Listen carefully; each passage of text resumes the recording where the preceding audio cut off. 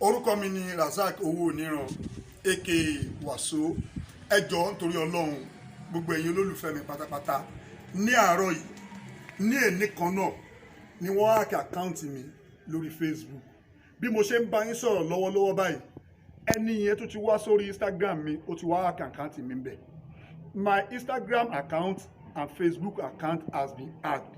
Ẹ jọ̀ọ́ nítorí Ọlọ́run ẹ má ní any transaction pẹ̀lú anybody lórí Facebook account mi àti IG account mi bí mo ṣe ń bá yín sọ̀rọ̀ yìí o. Wọ́n ti hack méjèèjì. Ẹni yẹn ó lóun ti ṣí group kan káwọn èèyàn máa san 50,000 wọ́n fẹ́ fi 100,000 ẹjọ́ Ọlọ́run ní bàrà lórúkọ jẹ́ o. Mi ò mọ anything nípa ẹ̀. Méjèèjì ni wọ́n ti hack báyìí bí mo ṣe ń bá yín sọ. Facebook account and IG account mi wọ́n ti hack méjèèjì. Ẹ jọ̀ọ́ nítorí t'Ọlọ́run gbogbo ẹni tó bá rí fídíò yìí ẹ jọ̀ọ́ ẹ bá mi forward ẹ bá mi post ẹ síbi tó bá yẹ kẹ́ post ẹ sí. Ojú òní tí yín o ẹ ní ṣiṣẹ́ ṣe o ẹ ní gborúkọ burúkú o ẹ ṣé mo dúpẹ́. Honey ni wọ́n fà lémi ọkọ honey ni wọ́n fà lémi ọkọ ọkọ tí ó tọ́jú mi lásìkò ọkọ tí ó pé kí ni wọ́n jẹ́ ẹ̀sùn honey ni wọ́n fà lémi ọkọ.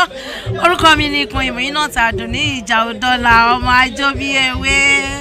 Ìyá Lalayo ìyá mi tó tọ́ àwọn náà gbé mi délẹ̀ yìí o wọ́n ní ìyá wọn kú màmá wa Rebecca Ọlápẹ́jú Àlàbá àpàárẹ̀ ọlọ́bẹ̀ idẹ àwọn náà ní àwọn akáwá síbi òkú yẹn ibẹ̀ la wà lẹ́ni ibi tá a ti ń ṣe òkú màmá wa.